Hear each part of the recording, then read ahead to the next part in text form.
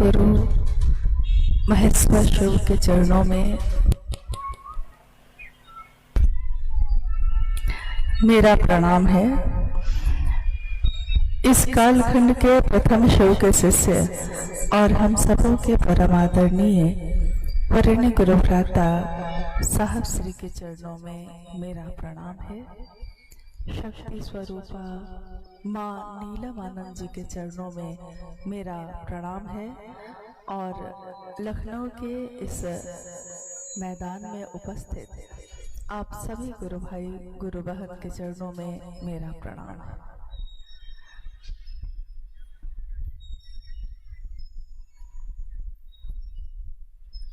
आज हम सबों का सौभाग्य है कि अपने गुरु शिव के लिए, अपने गुरु शिव के काम और उनके बात के लिए आप सबों के बीच आने का मौका मिला है। और यहाँ के गुरु भाई गुरु बहनों ने मिलके एक शिव गुरु महोत्सव का आयोजन किया। हम लोगों के लिए बहुत सौभाग्य की बात है कि लखनऊ के इस मैदान में लखनऊ ही नहीं उसके आसपास के ज़िले के गुरु भाई गुरु बहन भी शामिल हैं। जैसा मुझको जानकारी मिली है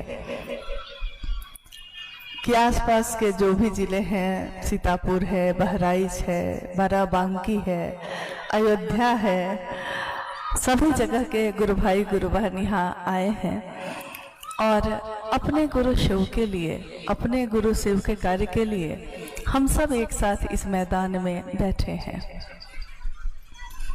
जैसा कि नाम से ही स्पष्ट है, शिव गुरु महोत्सव मतलब शिव के गुरु स्वरूप की बात के लिए।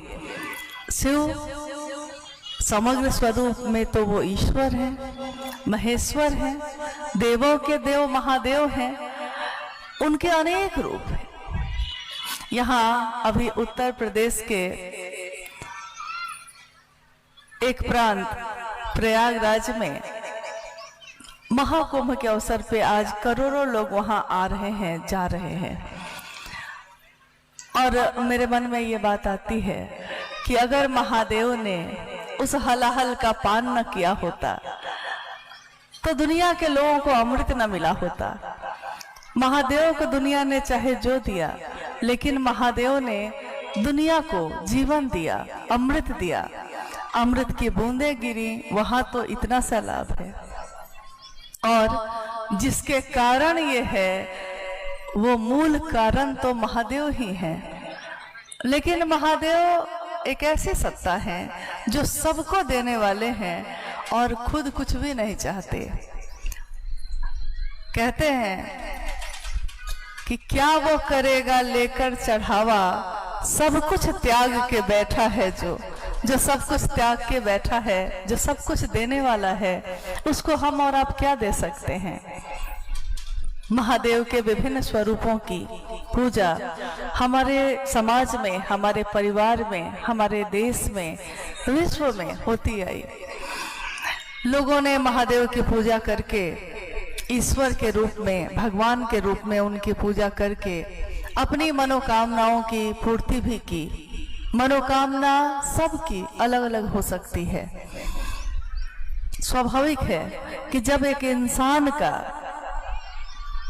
अंगूठे का निशान भी एक जैसा नहीं होता, कितनी आबादी है, अरबों खरबों लोग हैं, लेकिन किसी एक इंसान का दूसरे इंसान से अंगूठे का छाप तक नहीं मिलता, जिसको हम कहते हैं फिंगरप्रिंट, नहीं मिलता। क्या आपको ये पता है कि शिव से जुड़ी हुई सारी चीजों के साथ ऐसा ही है? जब हम लोग यहाँ की यात्रा में थे तो हमारे हाथ में जो कंगन है उस रुद्राक्ष के बारे में हम लोग बात करने लगे।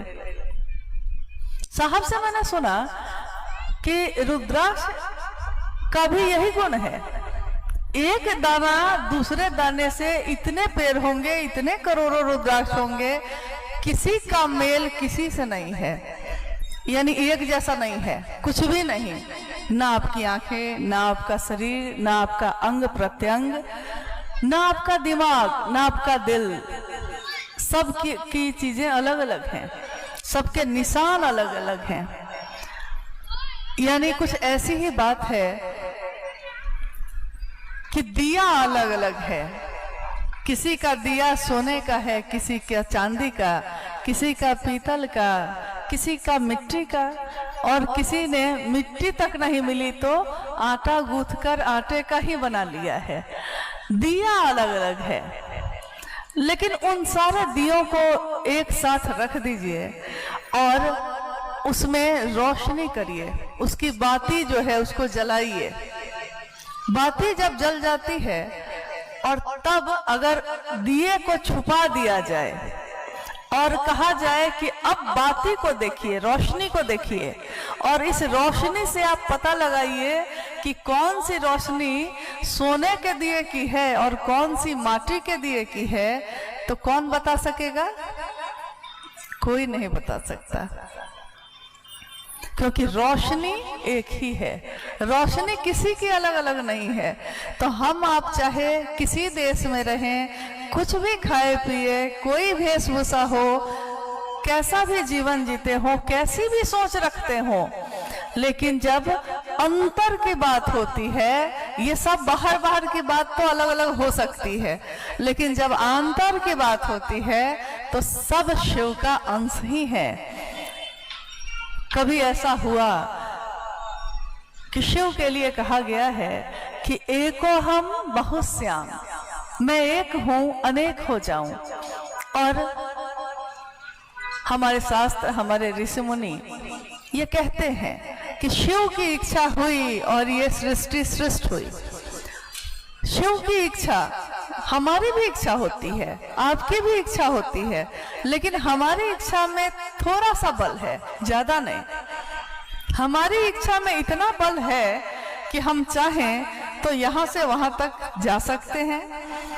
हम अगर चांद पे जाना चाहें तो चांद पे जाने के लिए क्या क्या कर सकते हैं, अपनी बुद्धि के अनुसार सारे प्रयोग, सारे आविष्कार कर लेंगे, मिसाइल बना लेंगे, रॉकेट बना लेंगे, सब कुछ बना लेंगे, चले भी जाएंगे, लेकिन इतनी दूर तक ही जा सकेंगे जितनी दूर तक हमारा सामर्थ्य काम करता है। एक सीमा तो ऐसी आती ही है जहां जाके हमारी सीमा खत्म हो जाती है, हमारे मन की सीमा खत्म नहीं होती, लेकिन हमारे इस शरीर की, इसके काम करने की क्षमता खत्म हो जाती है। अभी अगर ये माइक ना चले तो हम कितने भी जोर से बोले, कुछ ही दूर तक मेरी आवाज जाएगी, उसके बाद सुनाई नहीं देगा। माइक भी चलने लगा, आवाज वहीं तक जाएगी जहां तक इसका सिस्टम लगा है। जहां सिस्टम खत्म वहां आवाज भी खत्म। हम काम करना चाहते हैं कुछ भी, आपने देखा होगा बहुत बड़ी बड़ी कंपनी बनती है, लेकिन उसके साथ भी एक शब्द लिखा होता है, लिमिटेड, यानी कि हर चीज लिमिट में है, हर चीज सीमा में है। ये धरती भी एक परिधि है, इस परिधि के बाहर धरती फिर रही है। ये अंतरिक्ष भी एक परिधि है, उसकी भी, सूर्य की भी एक परिधि है जिस पे सारे ग्रह घूमते हैं। यानी इस सृष्टि में, इस ब्रह्मांड में जो शिव की इच्छा से सृजित है, हर चीज तय है पहले से, कुछ भी अकारण नहीं है, कुछ भी अचानक नहीं है, कोई भी अकाल घटना नहीं होती, हमारे आपकी नजर में होती है, लेकिन ये सारी चीजें तय है।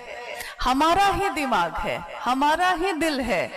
अभी हम लोग, इतने लोग इस मैदान में बैठे हैं, हम अगले पल क्या सोचने वाले हैं, कोई एक आदमी बता सकता है?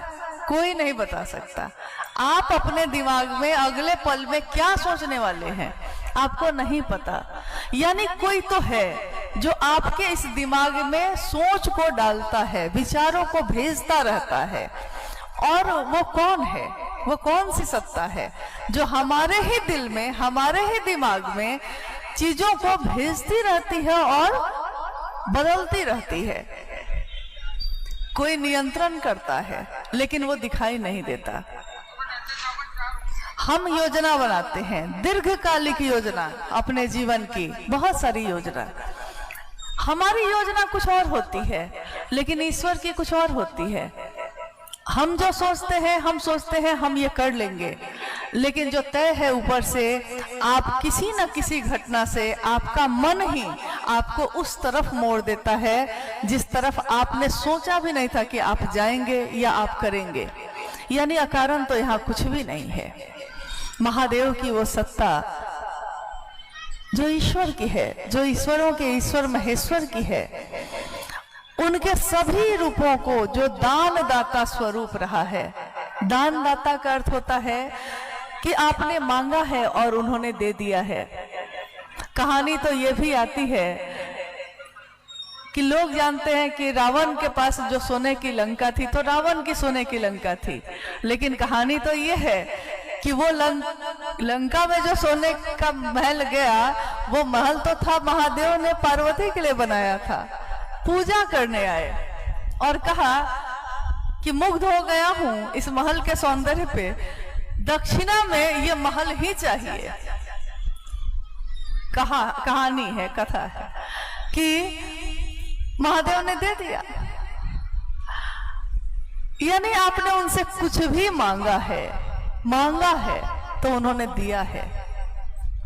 मांग के हम सोने की लंका ले सकते हैं, मांग के हम संतान और वैभव ले सकते हैं, लेकिन अगर उसको चलाने का ज्ञान नहीं मांगा, ज्ञान नहीं लिया, तो वो चीज मेरे किसी काम की नहीं। शिव का इतना बड़ा भक्त रावण, वैभव और तीनों लोकों का पति महादेव से ही मिला, लेकिन तीनों लोकों का अधिपति बना। ज्ञान नहीं मांगा तो चलाने का तरीका भी नहीं मालूम चला। हमारे आपके बच्चे हैं, बड़े होते हैं, हम उनके लिए खेत खरीदते हैं, हम उनके लिए घर खरीदते हैं, हम उनके लिए सामान और सोने चांदी खरीदते हैं, और हम सोचते हैं कि मेरे बच्चों का जीवन इसी से सुखी हो जाएगा। हम अपने बच्चों को खेत, जमीन, संपत्ति, गहने दे देते हैं, बांट देते हैं, लेकिन वहां भी ये चरितार्थ होता है कि कपूत अगर कोई है, पूत कपूत तो की धन संचय, और पूत सपूत तो की धन संचय। यानी अगर पुत्र या पुत्री सपूत है, यानी कि योग्य है, योग्य यानी उसको ज्ञान है, जीवन को जीने का ज्ञान है, कुछ ऐसा पढ़ लिया उसने, कुछ ऐसी कला सीख ली है कि कहीं नहीं कहीं कमा के खा लेगा, तो उसके लिए भी आपको धन संचय करने की जरूरत नहीं। और अगर उसको ज्ञान ना हो तो खेत आपने 100 एकड़ भी अगर दे दिया है, लेकिन खेती करने का ज्ञान नहीं हो तो खेत उसके किस काम का। यानी वहां भी ज्ञान की जरूरत है। चीजों को संभाल के रखने के लिए भी ज्ञान की जरूरत है। हमारे घर में जब कोई आता है और हम कहते हैं कि 4-5 दिन के लिए घर तुम्ही पे छोड़ के जा रहे हैं, लौट के आते हैं तो देखते हैं कि सारा कुछ अस्त व्यस्त है, आप कहते हैं घर को संभालने का ज्ञान भी नहीं आता। यानी ज्ञान तो हर चीज में चाहिए। जीवन को जीने की कला गुरु सिखाते हैं, और यहाँ तो जगत गुरु शिव की बात हो रही है। अभी थोड़ी देर पहले एक विषय आया, गुरु, सदगुरु और जगत गुरु। आइए पहले हम लोग थोड़ा इसको स्पष्ट कर ले।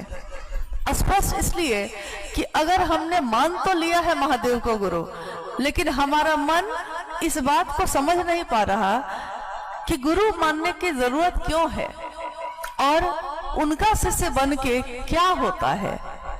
अगर हम ये नहीं जानते हैं या नहीं समझ पाए हैं तो हम जो भी काम करेंगे मशीन की तरह करेंगे, देखा देखी कर लेंगे। दूसरा कर रहा है इसलिए हम भी कर लिए, दूसरे ने कहा है कि 3 सूत्र कर लेना, दया मांग लेना, चर्चा कर लेना, नमन कर लेना, तो कर लिया है, लेकिन समझा ही नहीं। मेरा मन खोजी हुआ ही नहीं, मैंने अपनी खोज शुरू की ही नहीं। दूसरों को जोड़ते जोड़ते मैं खुद कैसे जुड़ूंगा ये मैंने सोचा ही नहीं। दूसरों को स्टेशन पहुंचाने में मैं भी पहुंचूंगा ये भी नहीं सोचा। इसलिए लोगों के बीच ये संशय होता है कि जब गुरु हैं ही बहुत सारे शरीरधारी, तो हम वैसे शिव को गुरु क्यों बनाएं जो दिखते ही नहीं, क्योंकि जो दिखेगा वो ज्ञान देगा। लेकिन यहाँ एक बात हमको समझनी होगी कि संसार में कोई भी अगर शरीरधारी गुरु आता है, यानी गुरु की जो श्रेणी है, जब गुरु की श्रेणी होगी तो उनके शिष्य की श्रेणी भी होगी, स्वाभाविक है ना।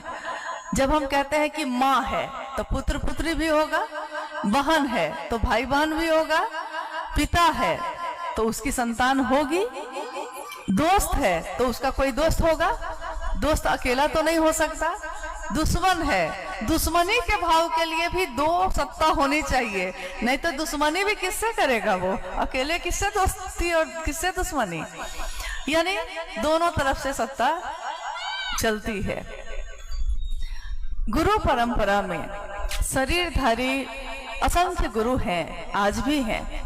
सदगुरु श्रेणी में भी शरीरधारी गुरु हैं, लेकिन सही गुरु का अभाव हो गया है। आप अपनी नजर से भी देखिएगा, जब चारों तरफ देखिएगा तो भेष से तो बहुत गुरु मिल जाएंगे। किसी ने गेरुआ वस्त्र पहना है, किसी ने रुद्राक्ष की माला पे माला पहन ली, किसी ने 1.25 लाख का रुद्राक्ष की टोपी ही पहन ली, किसी ने कुछ किया, किसी ने कुछ किया, किसी ने विश्व कल्याण के लिए कुछ और रास्ता अपनाया, कोई अघोर पंथ से चल रहा है, कोई योग के पंथ से चल रहा है। यानी गुरु है, ऐसा नहीं कि नहीं है, परिणाम भी है। तो कहा जा सकता है कि शरीरधारी गुरु से भी आप कुछ सीख सकते हैं, वो भी शिव का ही अंश है। अगर शरीर में कोई गुरु है तो शिव, अगर गुरु नहीं है तो शरीर में भी कोई गुरु नहीं हो सकता। अगर शिव के पास माँ का भाव ना हो, संसार में कोई माँ नहीं हो सकती। शिव के पास पिता का भाव ना हो, संसार में पिता का भाव आ ही नहीं सकता, क्योंकि जो भी इस संसार में प्रकटीकरण है, दिखता है, महादेव के पास से अगर वो निश्रित नहीं हुआ, निकला नहीं, तो वो संसार में दिख ही नहीं सकता। तो गुरु भी होंगे, यानी गुरु परंपरा में भी जब हम सर्वोच्च शिखर पे देखते हैं तो हम देखते हैं कि गुरुओं के गुरु कौन है, सदगुरुओं के गुरु कौन है, देवताओं के गुरु कौन है और उनके गुरु कौन है। देवताओं के गुरु बृहस्पति को कहा गया। बृहस्पति के गुरु कौन है? शिव। असुरों के, राक्षसों के गुरु कहा गया शुक्राचार्य है। शुक्राचार्य के गुरु कौन है? शिव। संसार में इंसान जहां रहते हैं, जगत में जितने भी गुरु हैं, अगर उसके मूल में, जड़ में देखिए, उस एक छोटे से गुरु भाई ने हमारे जो उस समय चर्चा की है, मतलब आप लोगों की शिव की चर्चा सुनने के बाद मुझको लगा कि यहाँ तो हम लोग की जरूरत ही नहीं है। इतनी सुंदर बात, इतनी सुंदर भावना, और स्पष्ट, सब कुछ स्पष्ट है कि जड़ को पकड़ लिया तो सब कुछ अपना ही है। राजा अपना है तो उसकी राज्य की सारी चीजें भी अपनी ही है। जड़ को पकड़ लिया, देखिए कितनी बड़ी बात कही उसने। यानी अगर गुरु और सदगुरु के परंपरा से भी आप खोजने चलिएगा कि आखिर कोई गुरु है संसार में, तो उसका गुरु कौन, उसका गुरु कौन, उसका गुरु कौन, तो अंत में जाके समाप्त होती है ये यात्रा महादेव के पास। सदगुरु, इसमें अंतर क्या है? गुरु यानी एक शरीरधारी सामान्य गुरु अपने साधना से, साधना यानी कि आपने देखा होगा कोई बैठ के ऐसे तपस्या कर रहा है, कोई मंत्रों का जप कर रहा है, अपनी साधना से। साधना मतलब जिस देवी या देवता की आप पूजा कर रहे हैं उसको आप सोचे हैं अब साध कर उससे मिलेंगे। कहने का मतलब हुआ साध कर, मतलब क्या देवी या देवता को हम साध लेंगे या वो हमको साधेंगे? क्या होगा ये? साधना मतलब कि श्रम युक्त भक्ति, यानी एक ऐसी भक्ति जिसमें आप अपनी ताकत लगा रहे हैं, अपनी शक्ति लगा रहे हैं। तो एक सीमा के बाद आपकी शक्ति होगी खत्म। एक सीमा तक तो काम कर सकती है, उसके बाद नहीं। एक कुर्सी उठाने तक आप खुद से उठा सकते हैं, लेकिन अगर आपको सोफा उठाने के लिए कहा जाएगा, चौकी या पलंग उठाने के लिए कहा जाएगा, तो आप अकेले नहीं कर सकते। यानी वहां आपकी शरीर की शक्ति खत्म। मानसिक शक्ति, मन में शरीर से बहुत ज्यादा शक्ति होती है। मानसिक शक्ति यानी आपने आज जो घर बनाया है और आप जिसमें रहते हैं, किसी दिन वो घर नहीं था, लेकिन आपके मन ने सोचा था, आपके मन में सोचा कि एक घर बनाऊंगा। नहीं कहते एक घर हो सपनों का, उसमें ऐसा होगा, 4 बेडरूम बनेगा। देखिए उस दिन हम लोग जो बात करते हैं, क्या क्या बात करते हैं, हम कहते हैं उसमें 4 बेडरूम, एक ड्राइंग रूम, एक किचन, एक लॉन, एक ये सारी चीज। क्या ये सारी चीजें बाहर बन गई है? नहीं, आपने उस दिन इन चीजों को अपने मन में सोचा है, आप अपने मन में सोच रहे हैं, और ये चीजें जो 1 साल या 2 साल बाद सामने मूर्त होंगी, प्रकट होंगी, बन जाएंगी, ये उस दिन आपके मन में बन रही हैं। और मन में जिन चीजों को आपने बना लिया, अगर आप उस पे ठहरे रह गए, संकल्पित रह गए कि हम इस काम को करके रहेंगे चाहे जो हो जाए, तो एक दिन आप उस काम को कर ही लेते हैं। सामने दिखता है 2 साल बाद, लेकिन बन तो गया था उसी दिन जिस दिन आपने मन में सोचा था। तो आपके मन की शक्ति कितनी मजबूत है कि अगर आप ठहर जाएं, मानसिक शक्ति का प्रयोग कर लें, तो बहुत चीजें बनती हैं। मानसिक शक्ति यानी इसको कहा जाता है मेंटल फोर्स, मानसिक ताकत। तो कभी कभी आपने सुना होगा कि कोई साधु, कोई अघोरी अपनी मानसिक शक्ति से, आपने सुना होगा किसी किसी के बारे में, सदगुरु श्रेणी, यानी मानसिक शक्ति में उनमें इतनी ताकत है कि वो आकाश मार्ग से उड़ के एक स्थान से दूसरे स्थान चले जाते थे। कोई जल पे ही चलने लगता था, कोई मिट्टी के नीचे ही 1 साल तक दबा हुआ है, फिर भी जीवित है। चमत्कार से ये दुनिया भरी हुई है। लेकिन साहब ने एक बात कही उस दिन, उन्होंने कहा कि अगर इंसान का शरीर मिला है आपको, तो इंसान का शरीर क्यों मिला, इसमें क्या संभावना है? क्योंकि अगर उड़ने का ही सिर्फ आपको काम करना था तो पंछी का जीवन मिलता, पंछी उड़ता है। अगर पानी में ही रहना था तो मछली का जीवन मिल जाता, लेकिन मछली का नहीं मिला। आपको मिला है इंसान का जीवन।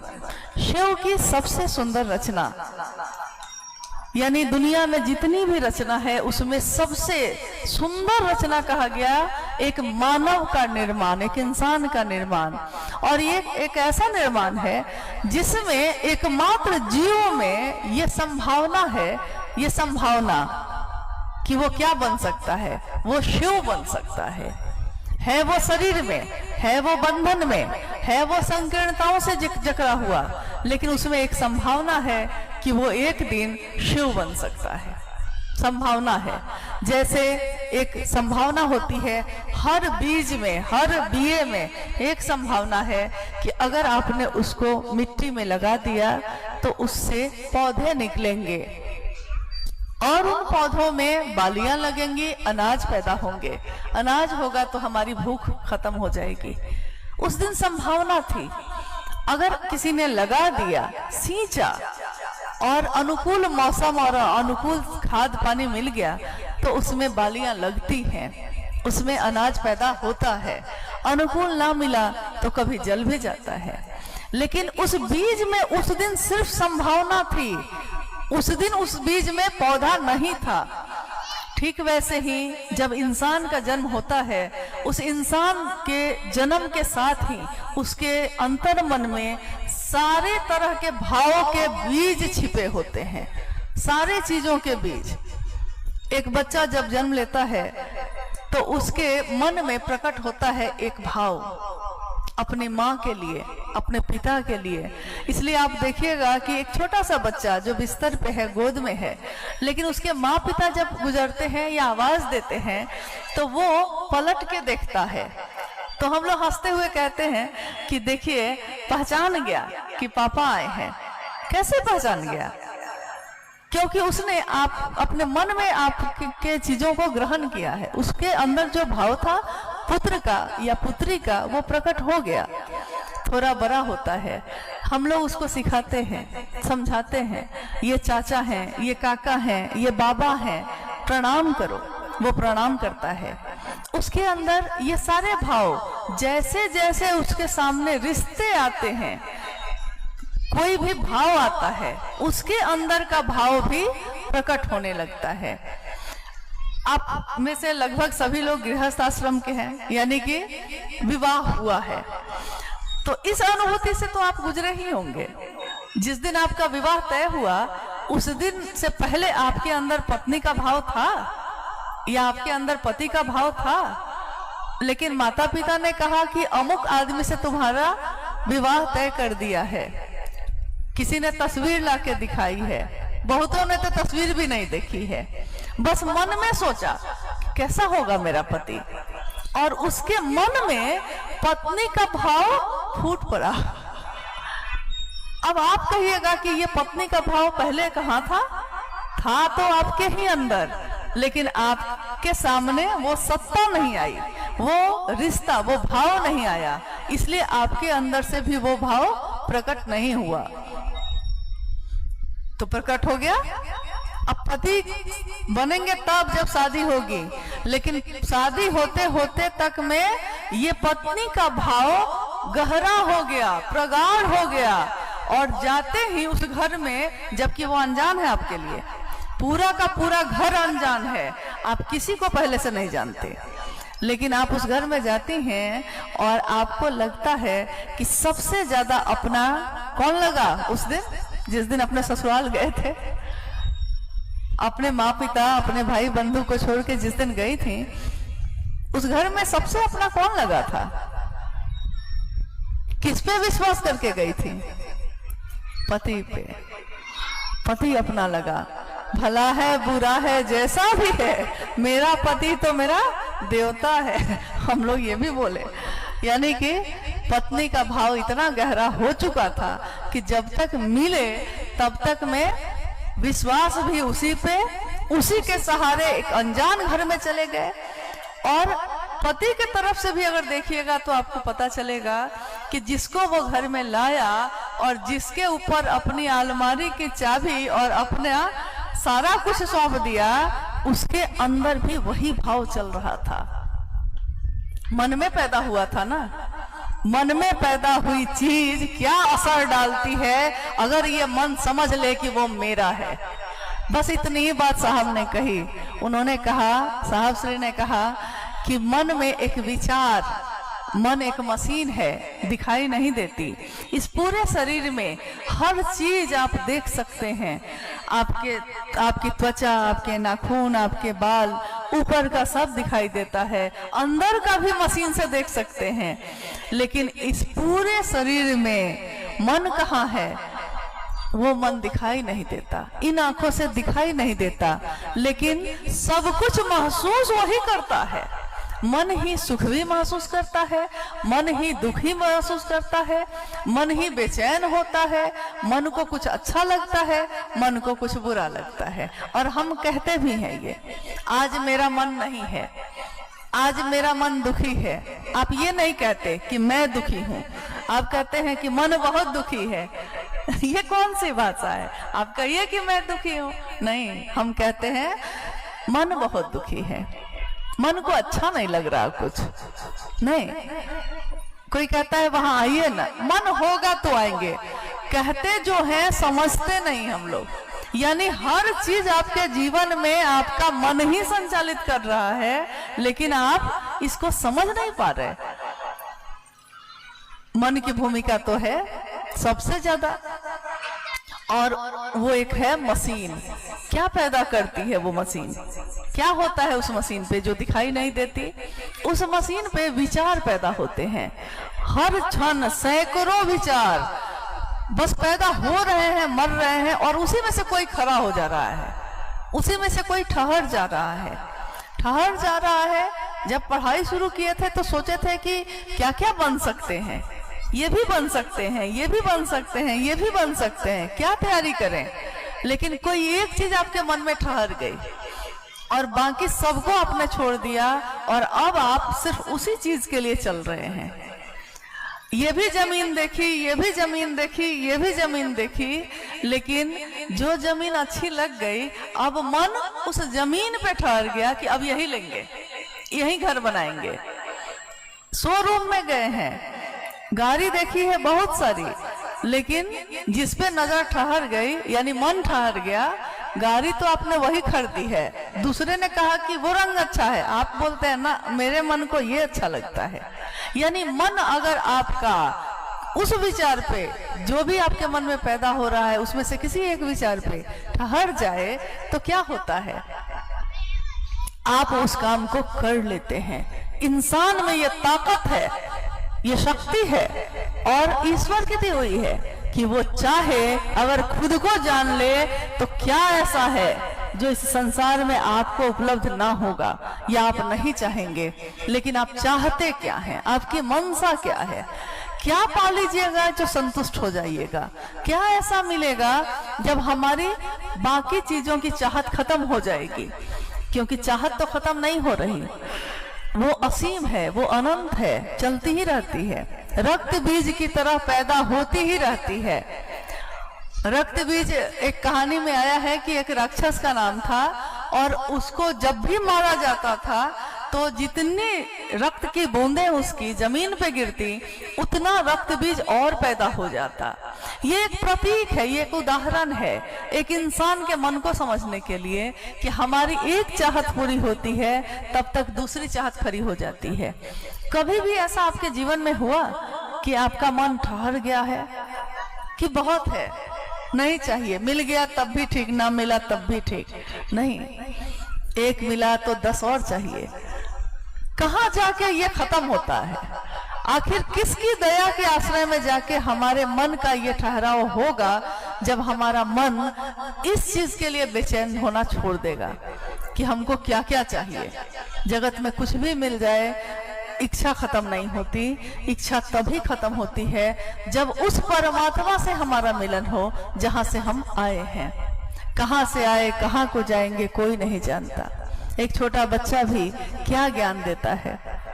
अभी वो छोटा बच्चा जब बोल रहा था और मेरा मन इतना मुग्ध हो गया, इतना अच्छा लगा कि मुझको याद आई ये बात कि साहब ने कहा कितने साल पहले कि एक दिन ऐसा आएगा कि घर का बच्चा बच्चा शिव को अपना गुरु बनाएगा।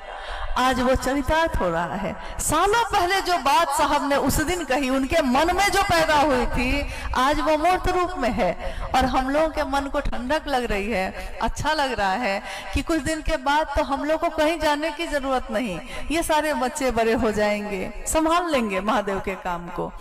कल को हम भी चले जाएंगे, आप भी चले जाएंगे, लेकिन शिव की शिष्यता चलती रहेगी, बुलंद होती रहेगी।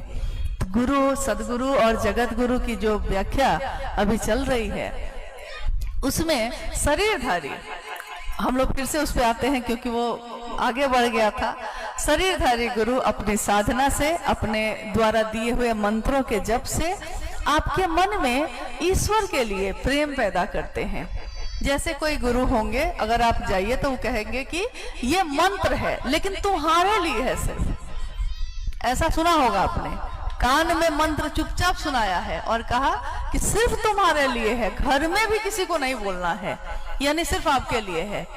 क्योंकि उनकी ताकत वहीं तक काम करेगी, सबको पता हो जाए और तब भी वो आपके मन को ईश्वर तक ले जाए, ये सामर्थ्य नहीं है। कहीं ना कहीं एक बंधन है, एक परिधि है, इतना तक हम आपके लिए कर सकते हैं। साधना यानी योग, योग भी कर सकते हैं। उपासना, नजदीक जाकर बैठकर स्पर्श से, कोई है कि अपने अंगूठे के स्पर्श यहाँ करते हैं और सामने वाला समाधि में चला जाता है।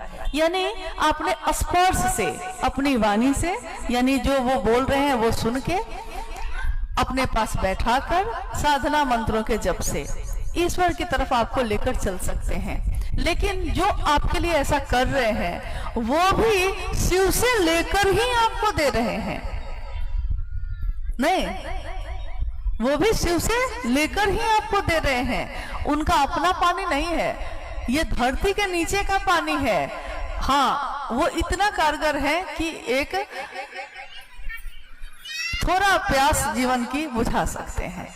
सदगुरु, सदगुरु श्रेणी में भी बहुत ऐसे गुरु आए धरती पे जिन्होंने मात्र अपनी दया से ही जीव को शिव के लिए आवेशित कर दिया मात्र अपनी दया से।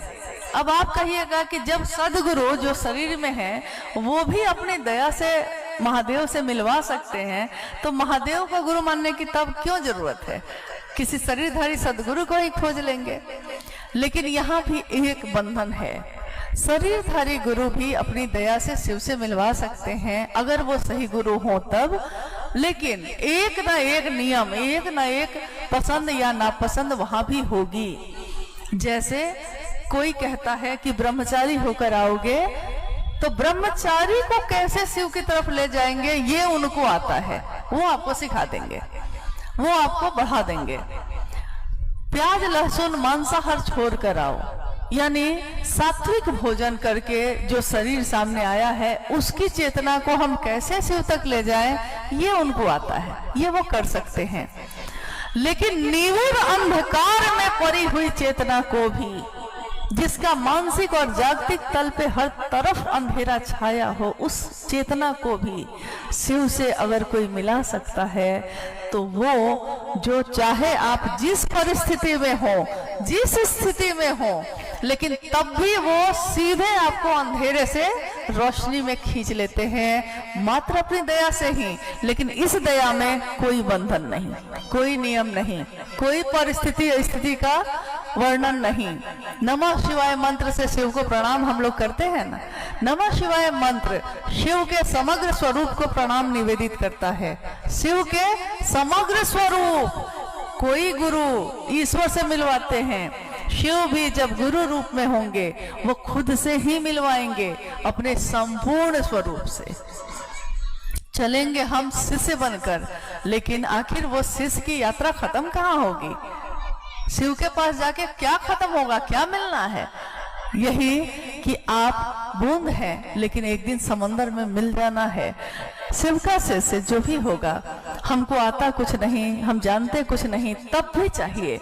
यहाँ पे एक शब्द है जिसका वर्णन साहब श्री ने किया है। उन्होंने कहा है पहले सूत्र में कि मन ही मन अपने गुरु शिव से दया की याचना करिएगा। हे शिव, आप मेरे गुरु हैं, मैं आपका शिष्य हूँ, मुझे शिष्य पर दया कर दीजिए।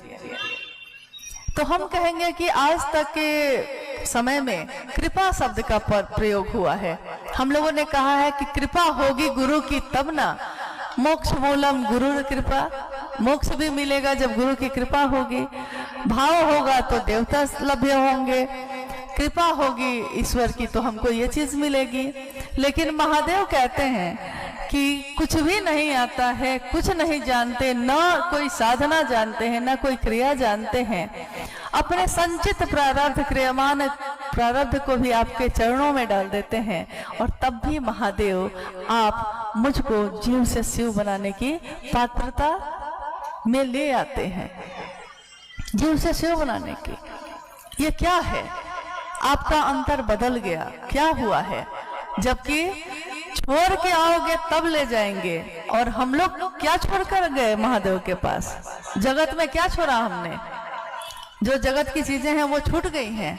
नहीं, घर में रहते हैं ना, भोजन भी खाते हैं, बनाते ही हैं, खाते ही हैं।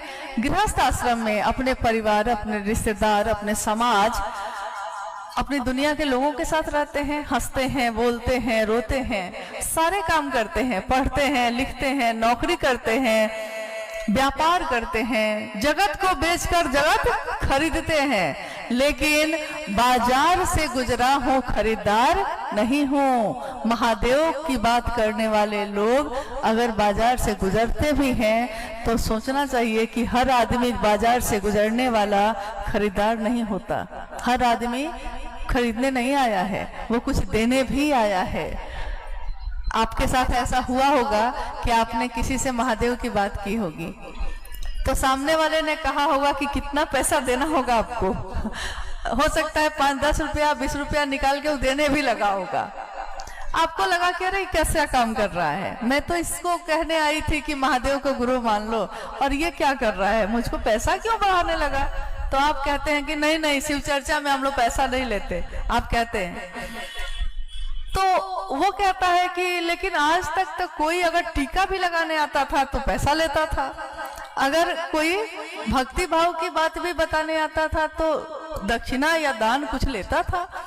तो ये कैसे लोग हैं जो देते तो बहुत कुछ है लेकिन लेते जगत का कुछ नहीं है। लेते भी हैं तो क्या कहते हैं कि आप भी शिव की बात करिएगा, यही सबसे बड़ी बात हो जाएगी। यानी देने भी वही आए थे और लेने भी वही आए। शिव को देते हैं, शिव को लेते हैं। कहाँ लेते हैं? मन में ही ना, और कहाँ ले पाएंगे शिव को? मन में ही लीजिएगा ना। और जिस दिन ये मन समझ जाएगा कि उनके सिवा कोई अपना नहीं है। कितनी सुंदर बात कही उस बच्चे ने कि आज रिक्शा पे भी बैठ के जाते हैं तो लगता है कि साहब दीदी हैं साथ में, महादेव मेरे हैं, महादेव हैं, साहब दीदी हैं। तो ये बल कितना बड़ा बल है हमारा कि हमको कहीं भी अकेला नहीं होने देता। एक बार साहब बैठे हैं तो बरामदे में उस दिन वो संजोग ऐसा हुआ कि सारे लोग, कोई उधर चला गया, कोई उधर चला आया। तो एक गुरु भाई हम लोग के हैं तो उन्होंने देखा कि अरे साहब अकेले बैठे हैं, तो वो तेजी से आए। तो उन्होंने साहब से कहा कि मैंने देखा कि आप अकेले बैठे हैं, इसीलिए मैं जल्दी से आ गया। तो साहब ने कहा अकेला था नहीं, अब हो गया हूँ। मतलब जब मैं अभी बैठा था तो मैं तो अपने महादेव के साथ था, अकेला कब था। लेकिन आप आ गए, आपने दूसरी बात शुरू कर दी है तो मैं अब अकेला हो गया हूँ। महादेव का शिष्य बनना, शिव का शिष्य बनना और बनने की प्रक्रिया में बन जाऊं, इसके लिए ये तीनों सूत्र करना हमारे जीवन में परिणाम लाता है। परिणाम यानी कोई ऐसा काम जिसके करने के बाद उसका रिजल्ट सामने दिखाई दे।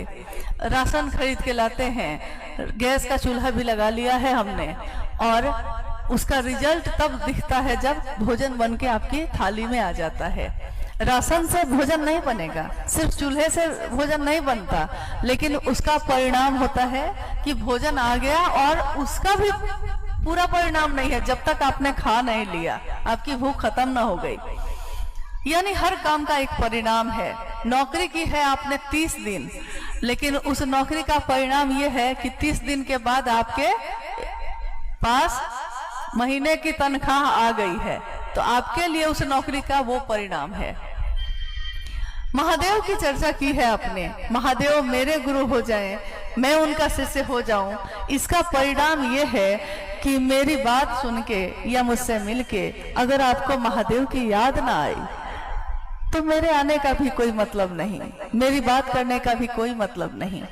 आप जगह जगह गए, आपने महादेव की बात की, आपने खूब सुंदर चर्चा की, आपने खूब सुंदर भजन गाया, लेकिन आप गए और जिसने सुना वो भूल गया, तो आपकी उस चर्चा का भी परिणाम नहीं आया। चर्चा तो हुई, परिणाम रिजल्ट नहीं आया।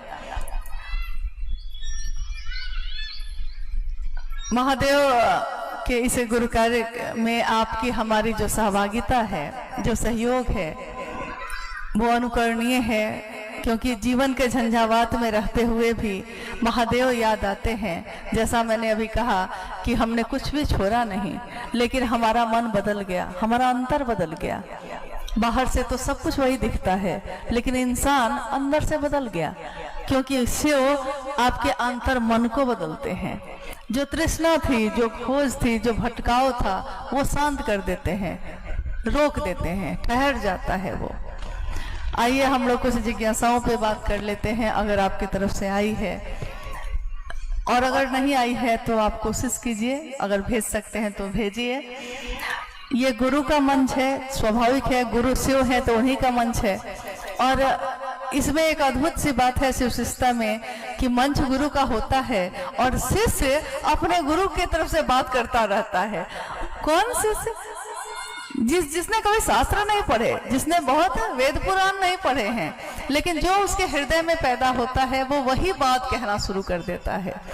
गुरु का मंच है, गुरु की बात है, लेकिन न यहाँ कोई विद्वान है, न यहाँ कोई पंडित है, न यहाँ कोई प्रवचन करता है, न यहाँ कोई सत्संग हम लोग कर रहे हैं, ये सब चीजें अच्छी हैं, लेकिन एक सीमा के बाद ये चीजें काम नहीं करती, अस्थायित्व नहीं होता इसमें। जब तक कोई सुंदर भजन बजता रहता है हमारा मन डूब जाता है उसमें। उस समय तो ऐसा लगता है कि जैसे एकदम महादेव के पास ही पहुंच गए हैं।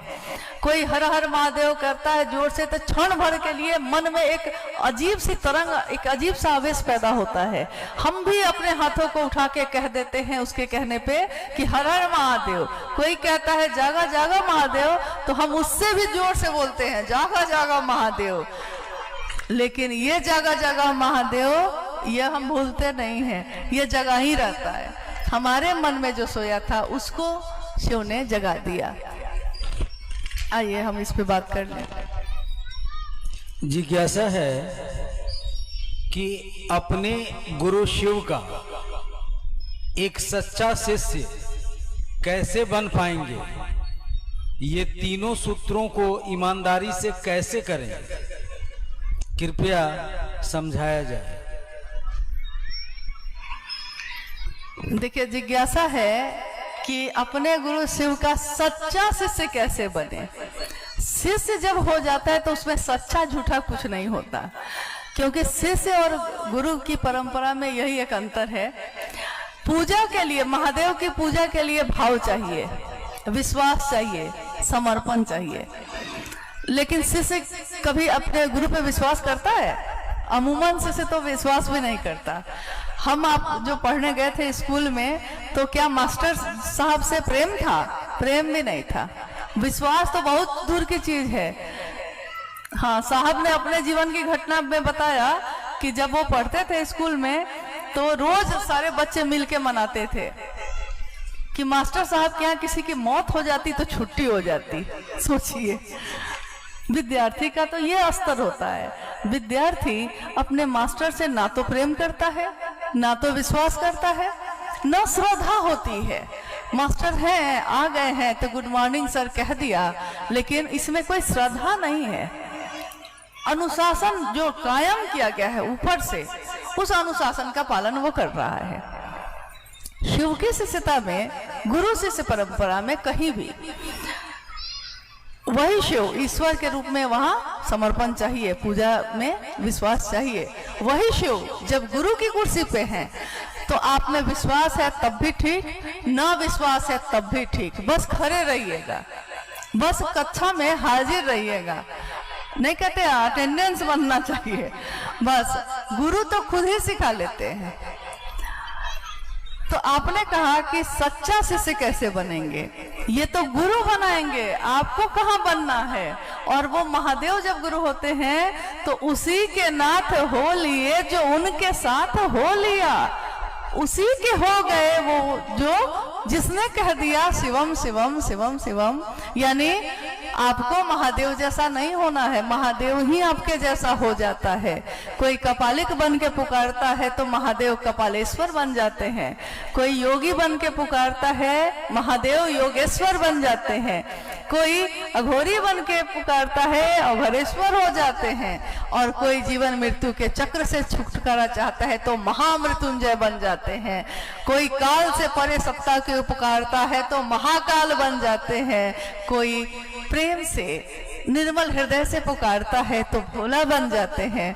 कोई पति के जीवन के लिए प्रार्थना करता है तो उमा के पति बन के आशीर्वाद देने आ जाते हैं। कोई गुरु बन के लिए पुकारता है तो गुरु बन के आ जाते हैं। और गुरु बन के जब आते हैं तो आपको, हमको जितना नहीं मालूम, महादेव को तो मालूम है कि ये जीवात्मा हजारों साल बाद क्या सोचेगी, ये शिव को मालूम है। तो हमारे चेतना को किस तरह ले जाना है ये उनको पता है। सच्चा होंगे कि झूठा होंगे, लेकिन ये तो गुरु जानेंगे। शिष्य की राह पे चल पड़े हैं हम लोग, तो चले। और जो साहब ने बताया है कि किस तरह से चल सकते हैं, उसको करने की कोशिश करें। 3 सूत्रों के अलावा उन्होंने कोई कर्मकांड शिव शिष्यता में नहीं बोला। ये थोड़ा बड़ा कार्यक्रम है, हालांकि अभी के लिए, यहाँ के लिए सिर्फ है। तो भले आप देख रहे हैं कि एक मंच बना दिया गया है या तस्वीर रखी है, हम लोगों ने माल्यार्पण किया है, लेकिन अमूमन अपने दैनिक जीवन के कामों में हम लोग इन चीजों को भी नहीं करते। क्योंकि महादेव की बात तो जगह जगह जाके करनी है। हम कहाँ कहाँ तस्वीर ले जा सकेंगे, हम कहाँ कहाँ बैनर लेके चल सकेंगे, हम कहाँ कहाँ ये कर सकेंगे। इसलिए शिव की शिष्यता में, शिव चर्चाओं में जो आयोजन होते हैं उसमें साहब ने कहा, ना उन्होंने तस्वीर रखने के लिए कहा, ना हटाने के लिए कहा। अगर लोग उससे जुड़ते हैं तो वैसे जुड़ जाए, ऐसे जुड़ते हैं तो ऐसे जुड़ जाए। मुख्य बात है जुड़ाव करना, मन का मिलना, मन में शिव को उतारना। और महादेव की दया कैसे काम करती है, जैसे जब हम लोग यहाँ बैठे थे, देखिए हम लोग के दैनिक जीवन में ये दया काम करती है।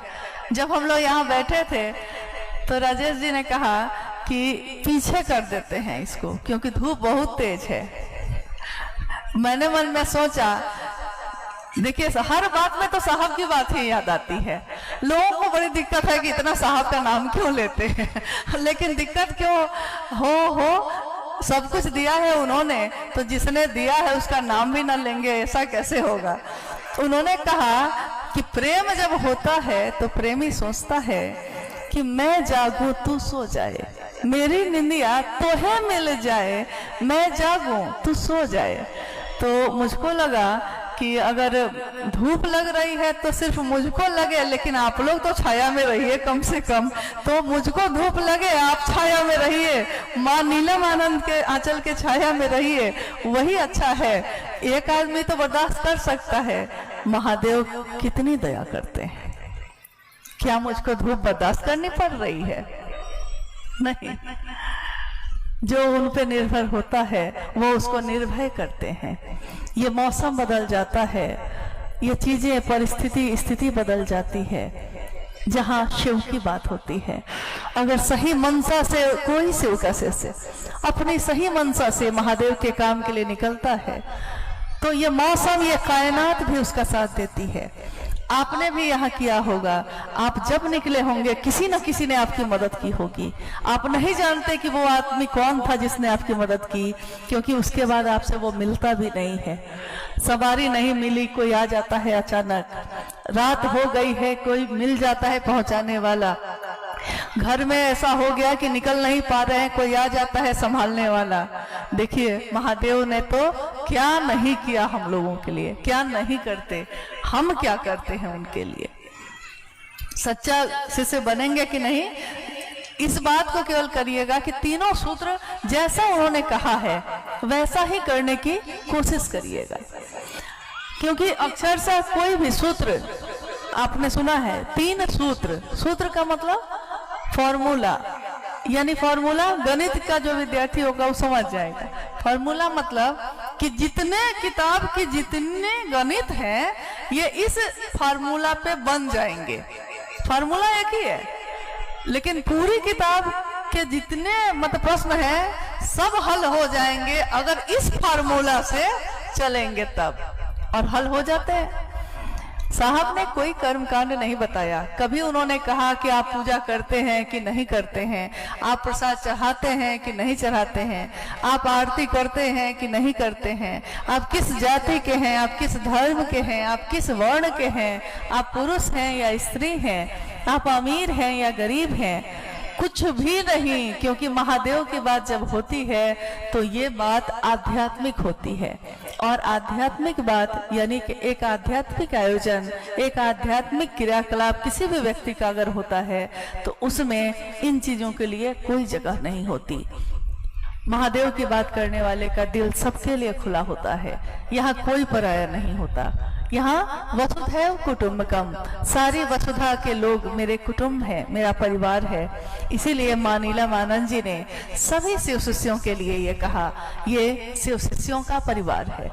और हमारा आपका परिवार कितना बड़ा हो रहा है। कहीं जाइए तो अगर पता चल जाए कि एक गुरु भाई वहाँ है या एक गुरु बहन वहाँ है तो आपको लगता है जैसे अपने का घर है वहाँ, मन तुरंत इसको पकड़ता है। अच्छा एक गुरु भाई है वहाँ, अच्छा एक गुरु बहन है वहाँ, मतलब कि कोई है मेरा अपना वहाँ, जिससे आज मिले भी नहीं, जिससे हमने कभी बात भी नहीं की, हम उसके सहारे एक शहर से दूसरे शहर पहुंच जाते हैं, उसके घर को खोज लेते हैं। किस लिए? क्योंकि कोई है जो अपना है। किसके कारण अपना है? महादेव के कारण अपना हुआ वो। और महादेव की बात इस कालखंड में अगर साहब ने नहीं कही होती कि सबके गुरु शिव हो सकते हैं, शिव के शिष्य तो पहले भी आए, लंबी चौड़ी श्रृंखला है शिव के शिष्यों की, कुछ जो किताब में लिखी गई, कुछ ऐसे जिनका नाम शायद दुनिया को पता भी नहीं चला, लेकिन वो भी शिव के शिष्य हुए होंगे। कितने दृष्टांत हैं ऐसे, अगस्त, दधीची, कीनाराम बाबा, सब शिव के शिष्य, मच्छिंद्र नाथ, सब शिव के शिष्य, उनके शिष्यों की परंपरा चली। लेकिन शिव का शिष्य होकर भी न जाने क्यों, अनजाने कारण है इसके, कोई नहीं जानता, शायद इसी कालखंड में होना था इसलिए उस समय नहीं हुआ।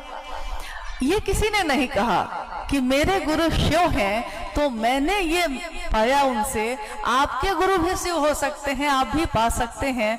आज तक ये बात किसी ने किसी से नहीं कही, इस कालखंड में पहली बार, कलयुग है ये।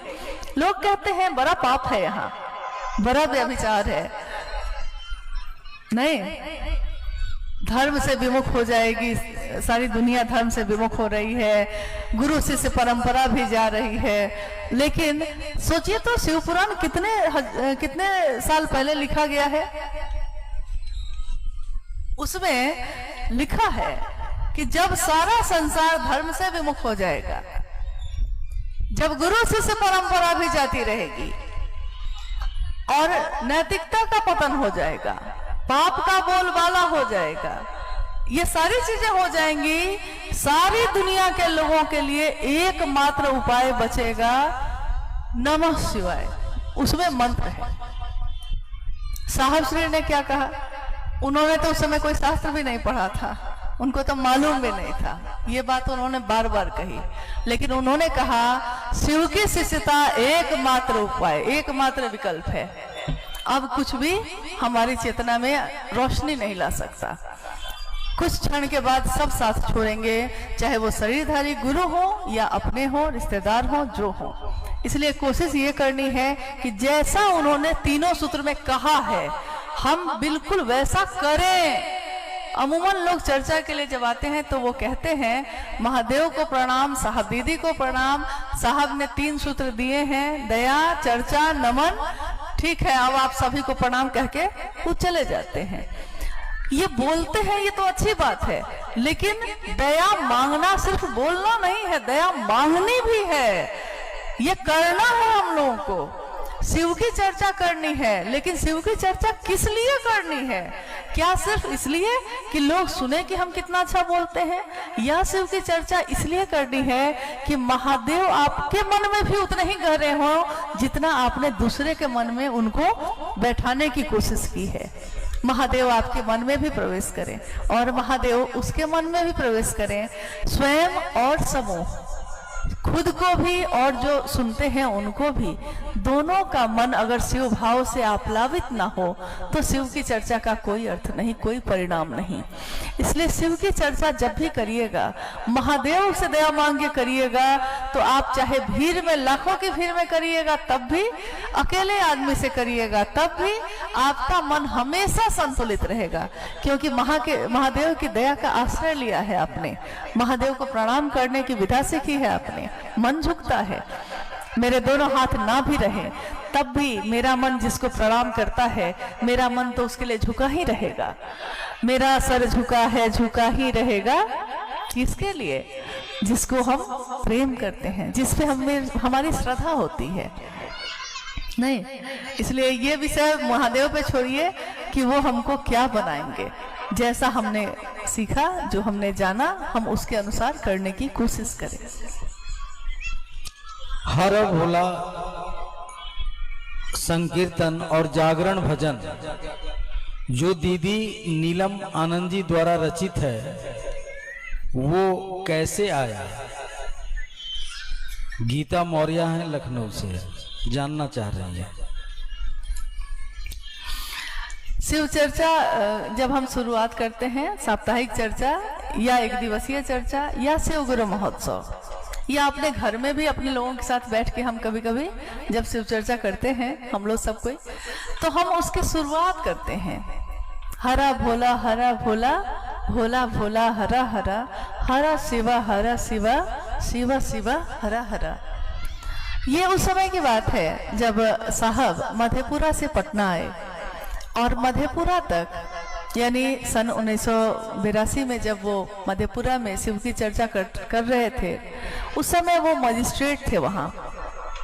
आपने उनके बारे में सुना होगा कि साहब श्री ने जब शिव को गुरु बनाया उस समय वो कानून की पढ़ाई कर रहे थे पटना लॉ कॉलेज में। उनके पिता उस समय बिहार के एजुकेशन डायरेक्टर थे, यानी उनके घर में शिक्षा का बोलबाला था, शैक्षणिक जो दुनिया की शिक्षा है उसका। कोई पिता चाहता है मेरा बेटा ऐसा बने, और 12 साल की आयु में इनका मन दूसरी चीजों की तरफ मुड़ गया, शमशान साधना, कब्रिस्तान साधना, मंत्रों का जप। लेकिन एक अद्भुत बात है इसमें, ये अमूमन लोग पता नहीं इस पे ध्यान देते हैं कि नहीं। अद्भुत बात है, हर चीज इसमें अप्रतिम है, अद्भुत। शिव की शिष्यता में शिव को गुरु बना के, क्योंकि अमूमन आज तक में ये होता रहा है कि कोई अगर आध्यात्म की दिशा में मुड़ गया है तो उसने जगत को छोड़ दिया है, और कोई अगर जगत में डूबा हुआ है तो वो फिर आध्यात्म के रास्ते पर नहीं चल पाया। ऐसा हुआ है हर जगह, आज भी है। कोई अगर साधु बन गया तो फिर उसने गृहस्थ आश्रम छोड़ दिया। किसी ने अगर नागा का रूप ले लिया है तो उसने अपने सारे परिवार का ही पिंडदान करके मुक्ति पा ली है। यानी अगर कोई इस रास्ते जाएगा तो इस रास्ते को छोड़ देगा, और अगर इस रास्ते पे है तो उस रास्ते का छूटना तय है, हो जाता है। शिव की शिष्यता में साहब श्री हरिदानंद जी ने शिव को गुरु बनाया सन 1974 में, जब वो कानून की पढ़ाई कर रहे थे। और इससे पहले लगभग 14 वर्षों तक पढ़ाई भी एक तरफ वो करते रहे और हर क्लास में फर्स्ट डिवीजन से पास होते रहे। ये कौन बच्चा था? ये वो बच्चा था जो 12 साल की आयु से हर रात शमशान साधना में जा रहा था। हम लोग एक रात शादी में किसी के जग जाएं तो अगले दिन सोते हुए रहते हैं, ऐसे ऐसे सब कोई जम्हाई लेते रहते हैं, सोते रहते हैं। लेकिन एक लंबा समय 14 वर्ष एक तरफ पढ़ाई भी वो करते रहे और एक तरफ ये काम भी, ये सारे काम भी, एक अलौकिक खोज भी चल रही है और जगत की चीज भी चल रही है। ये संतुलन कौन बना सकता है? बड़ा मुश्किल है, बहुत कठिन है। आज तक तो किसी के जीवन में मैंने नहीं देखा, ये संतुलन नहीं देखा कि जगत और लौकिक और पारलौकिक दोनों को एक साथ पार कर जाना, ये अभी तक मैंने नहीं देखा। हो सकता है आपने देखा होगा। ये देखा उनके जीवन में, ये देखा कि गृहस्थ आश्रम में भी रहे। विवाह हुआ उनका 1972 में मां नीलम आनंद जी से, जो उस समय पलामू में मनातूगढ़ जो रियासत है उस राज परिवार की बेटी रही। मनातूगढ़ नाम से ही प्रतीत हो जाएगा आपको, गढ़ शब्द उससे लगा होता है जिसका किले नुमा घर हो। तो मनातूगढ़ की बेटी, और इधर साहब हरिदानंद जी एक एजुकेशन डायरेक्टर के बेटे और कानून की पढ़ाई कर रहे हैं। जब उनकी शादी हुई 22 मई सन 1972 को मनातूगढ़ में साहब और दीदी का विवाह हुआ। पढ़ाई चल ही रही थी और कानून की पढ़ाई खत्म होते होते उससे पहले ही शिव को इन्होंने गुरु बना लिया। सारे गुरुओं को छोड़ा। जिस दिन सोच लिया कि शिव को गुरु बनाऊंगा, अब गुरु भगवान है, भगवान गुरु क्यों नहीं, तो अब भगवान मतलब महादेव, तो महादेव को ही गुरु बनाऊंगा। कुछ भी नहीं जानते थे, तब भी शिव को गुरु बनाया और कहा कि आज से पहले जो भी करता था अब नहीं करूंगा, क्योंकि जब गुरु बदल लिया है तो अब वो शिव जो बताएंगे वही करूंगा।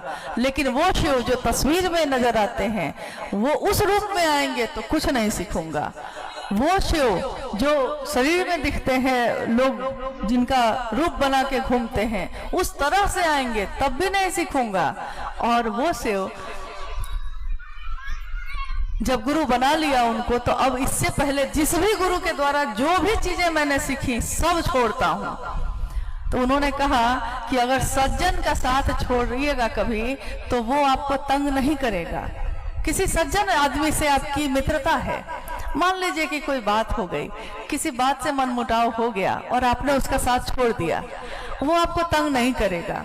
लेकिन किसी दुष्ट से अगर दोस्ती की है आपने और छोड़ दिया उसको, तो वो अंत तक आपको परेशान करता रहेगा। तो उन्होंने कहा कि मेरे जीवन में कुछ वैसे लोग भी तो थे ना, उन्होंने जब छोड़ा तो काफी परेशान किया, लेकिन शिव को गुरु बना लिया तो बना लिया।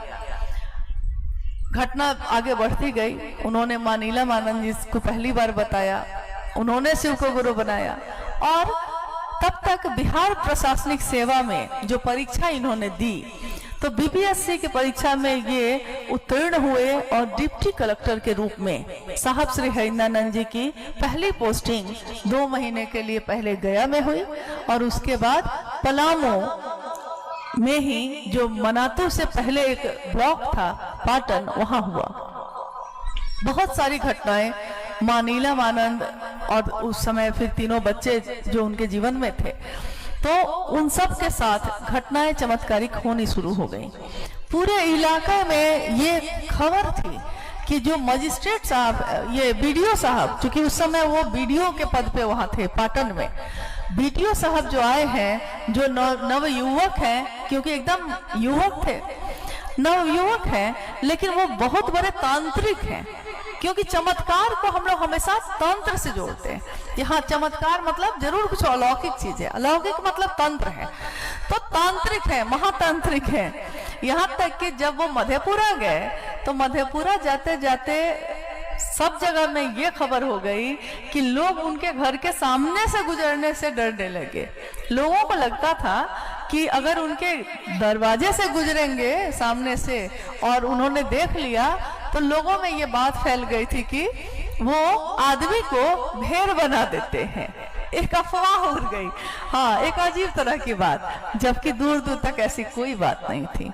ये सारी घटनाएं उनके घर में जो घट रही थी, कभी पूजा घर में बेलपत्र के पत्तों की बारिश हो जाती, कभी रुद्राक्ष आ जाते, कभी कुछ चावल पे संदेश आने लगे। ये सब होते होते उन्होंने उस मधेपुरा में शिव की बात दूसरों से भी करनी शुरू कर दी थी।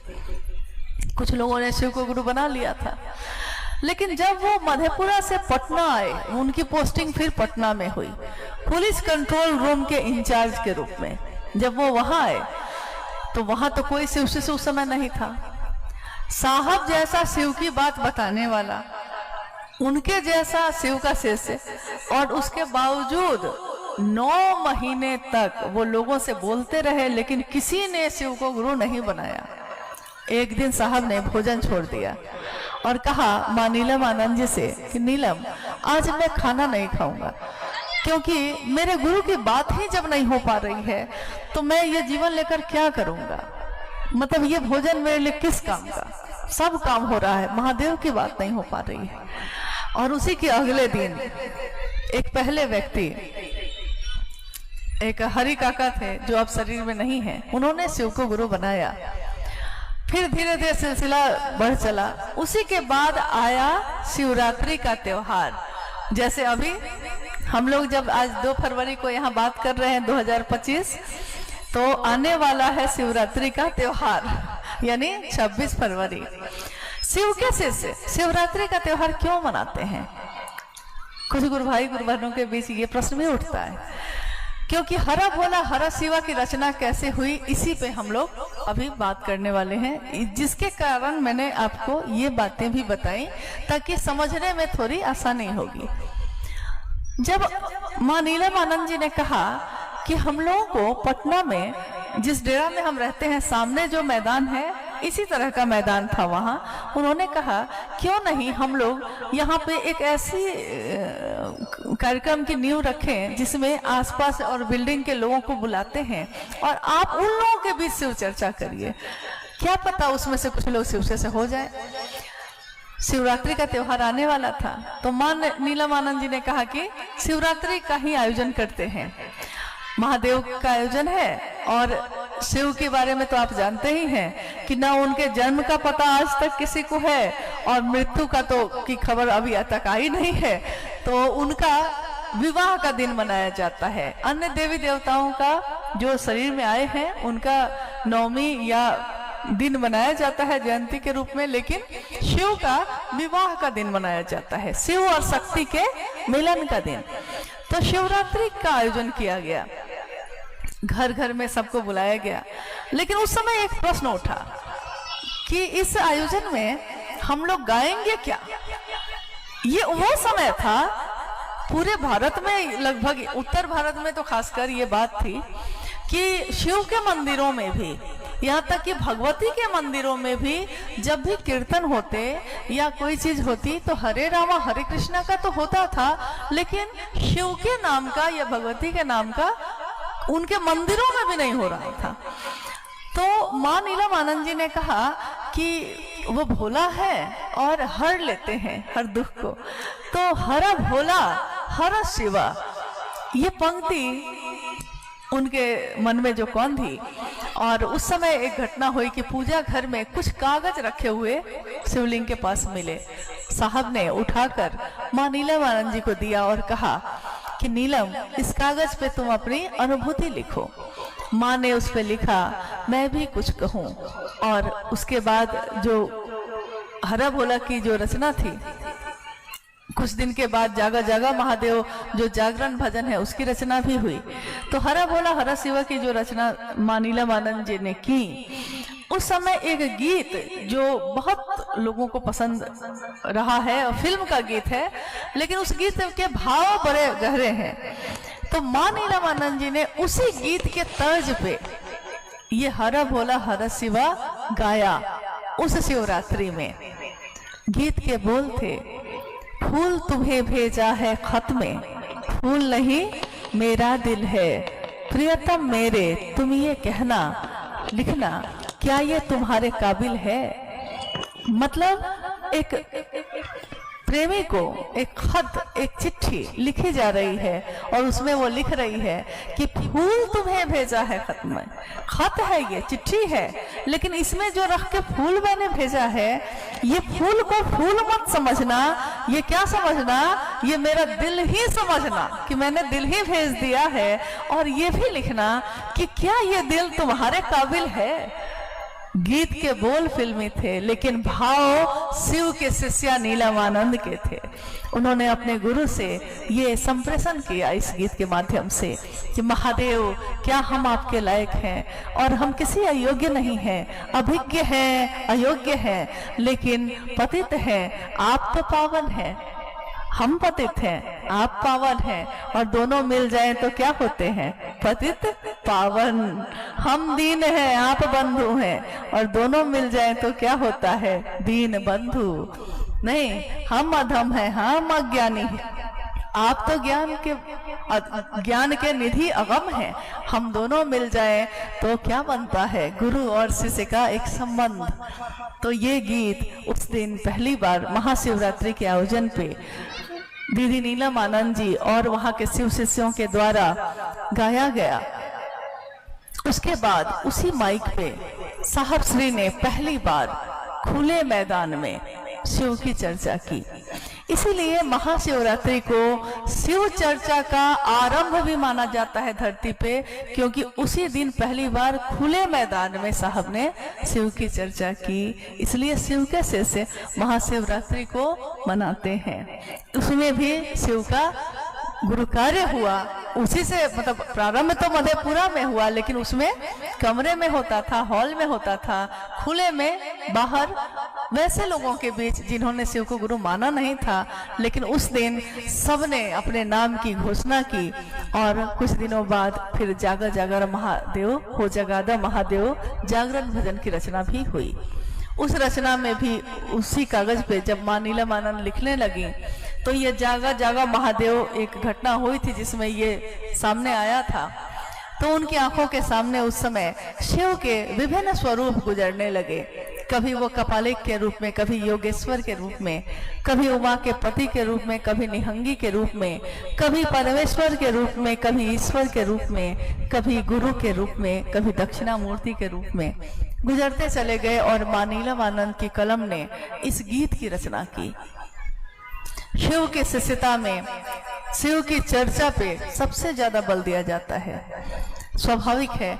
लेकिन पहला सूत्र जो है महादेव से दया मांगना, अगर महादेव की दया ना हो तो ना तो हम उनकी बात कर सकेंगे, ना आप सुन सकेंगे, ना मेरा मन उनके लिए झुकेगा, ना हम प्रणाम कर सकेंगे। इसलिए दया के सिवा यहाँ कुछ भी नहीं है। शिव की शिष्टता में अगर कोई अकर्म में है, अगर कोई अहंकार में है, किसी को अगर लगता है कि मैं ज्ञानी हूँ, तो सामने वैसे वैसे लोग आपके आएंगे जिसके सामने आने पे आपको लग जाएगा कि मैं तो कुछ भी नहीं जानता हूँ। एक बहुत बड़ा विद्वान आदमी बैठा था, एक छोटा बच्चा आया, उस विद्वान आदमी के सामने उस बच्चे की बड़ाई किसी ने कर दी। किसी ने कहा कि ये बच्चा बड़ा गुणवान है। तो जो सिर्फ किताब के ज्ञानी होते हैं उनके अंदर पता नहीं क्यों महादेव की क्या लीला है, ऐसा अहंकार भर जाता है कि उस बच्चे की बड़ाई भी वो नहीं सुन सके। तो उन्होंने कहा, माचिस लिया, तीली जलाई और उसमें आग पैदा हो गई। तो उन्होंने उस बच्चे को दिखा के कहा कि बताओ तो ये आग कहाँ से आई, बताओ, इतने जानते हो, इतने जानकार हो, तो बताओ जरा ये अग्नि कहाँ से आई।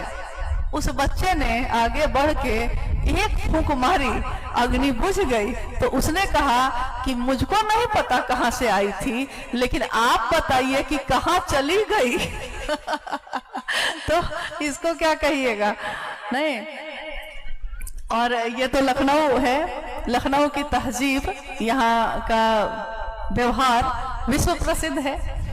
कहा जाता है कि लखनऊ में पहले आप कहते कहते ट्रेन छूट जाती है। तो महादेव के काम में कम से कम तहजीब तो रखना है, लेकिन पहले आप करिए और हम बैठे रहे ये मत करिएगा। पहले आप भी करिए और पहले हम भी करें, यानी दोनों बढ़ के करें, ऐसी कोशिश करिएगा। और कोई बात, शिव गुरु के प्रति अस्थाई शिष्य भाव क्या है और ये कैसे होगा?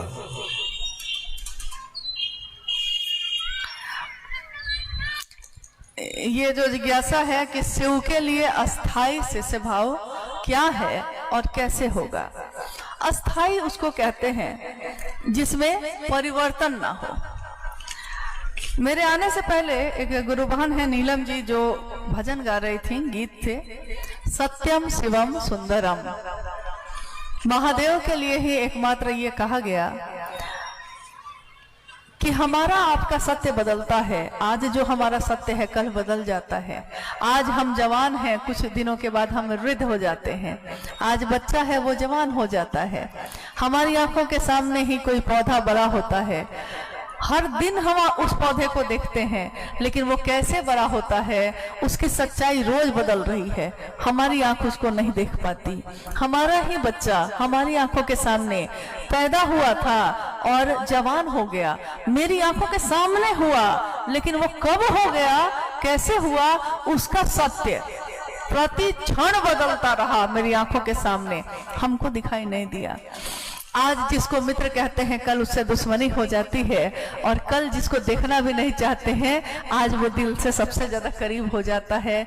हमारी सत्यता हर पल बदलती है, हमारी सुंदरता भी बदलती है। कोई जो आज बहुत सुंदर है एकदम वृद्ध हो जाए तो वही सुंदरता अब सुंदरता नहीं है, सुंदरता ढल गई। गुलाब का फूल आज खिला है, सुगंधित है, सुंदर है, लेकिन 2 दिन बाद उसका जीवन खत्म हो गया तो वो झड़ गया। उस दिन आपने कहा था कि देखो गुलाब का फूल कितना सुंदर है, 2 दिन बाद आप नहीं कह सकते कि देखो गुलाब का फूल कितना सुंदर है, उसकी सुंदरता बदल गई। सत्यम यानी सत्यम कहा गया शिव को, जिसकी सत्यता कभी नहीं बदलती। सुंदरम ऐसी सुंदरता शिव की जिसका कभी क्षय नहीं होता, जो कभी खत्म नहीं होती, नित्य नवीन है, हर पल। एक नाम है शिव का सधोजात, यानी जो अभी अभी पैदा हुआ है, अति प्राचीन है, आदि है, आदि योगी, आदि गुरु, यानी सारे रूप उन्हीं से प्रारंभ है, और नित्य नवीन है, यानी उनकी सुंदरता का क्षय नहीं होता, वो बदलता नहीं। हम कह रहे हैं कि अस्थाई शिष्य भाव कैसे हो, क्योंकि हमारा भाव भी बदलता है हमेशा। आज भाई से बहुत प्रेम है, एक जमीन का मुकदमा हो जाए सारा प्रेम टूट गया। पति है पत्नी है, मतभेद है, धीरे धीरे ऐसा मनभेद हुआ है, ऐसा हुआ है कि तलाक के मुकदमे के लिए कोर्ट में चले गए हैं, भाव टूट गए। दोस्त है, आज दोस्ती है, कल को जितनी गहरी दोस्ती होती है, अगर दुश्मनी हो गई तो वो भी उतनी ही गहरी होती है। नॉर्मल तरीके में, सामान्य तरीके में दुश्मनी होगी तो थोड़ी कम होगी, लेकिन अगर गहरे दोस्त से हो गई है तो दुश्मनी भी उतनी ही डिग्री पे होगा। यानी डिग्री नहीं बदलेगी, डिग्री वही रहेगी। अब बताइए, महादेव को गुरु बना के हमने शिष्य भाव देना शुरू किया है। महादेव का एक गुरु का पद हमारे सामने प्रकट हुआ, भाव आया गुरु भाव। तो मेरे अंदर जो छिपा हुआ था शिष्य भाव वो प्रकट होगा ही। अभी थोड़ी देर पहले हम लोगों ने बात की कि हाँ, अगर कोई सामने सत्ता आती है तो हमारे मन का भाव प्रकट होता है। तो गुरु के रूप में शिव आए तो हमारे अंदर का शिष्य भाव भी प्रकट हुआ, लेकिन ये कमजोर है, अभी नाजुक है, छोटी छोटी बातों पे टूट जाता है। लेकिन लौकिक जीवन में जो रिश्ते हैं वो है मजबूत, वो कमजोर नहीं है। वो इतने मजबूत हैं कि आपकी नौकरी नहीं लगे, आपका एक्सीडेंट हो जाए, आपका सब कुछ बिक जाए, मान लीजिए आप बहुत समृद्ध हैं और नमक और रोटी पे आ जाए, तब भी आपका पति ही रहता है, उतना ही प्रिय रहता है। आपका बेटा आपके गोद का दुलारा ही रहता है, उतना ही दुलारा रहता है, इसमें कोई परिवर्तन नहीं होता। यानी अस्थाई भाव कैसे होता है ये हमको आता है, महादेव के लिए नहीं हो रहा है। जगत में ज्यादा अच्छा है लग रहा है तो जगत की चीजें तो कुछ चीजें अस्थाई हैं, यहां तक कि निर्जीव चीज भी अगर मेरी है तो उसके लिए भी अस्थाई भाव है। अगर तिजोरी में एक नोटों की गड्डी मैंने रख दी है तो वो मुझको पता है, उसका एक एक नोट मुझको पता है कि कैसा है वो, उसके लिए भी अस्थाई भाव है मेरे पास। अस्थाई भाव कहाँ नहीं हो रहा है? महादेव के लिए सिर्फ नहीं हो रहा है। और ये कब होगा? कहते हैं करत करत अभ्यास के जरमती होत सुजान। जरमती, पत्थर में भी जान आ जाती है, पत्थर पे भी दूब उग जाते हैं। करत करत अभ्यास के, विश्वास नहीं है कोई बात नहीं। जो कहा गया ना, जैसे दया मांगना, बिना विश्वास के मांगिए ना महादेव से, वो विश्वास उसमें प्रवेश कर जाता है। स्वस्फूर्त आपके अंदर वो पैदा होता है। यानी पहला सूत्र दया मांगना स्वस्फूर्त भाव के लिए है। शिष्य का भाव उसमें पैदा हो जाए, फूट जाए आपके हृदय से। शिव की चर्चा करना, शिव की चर्चा यानी जितना बांटिएगा उतना बढ़ेगा।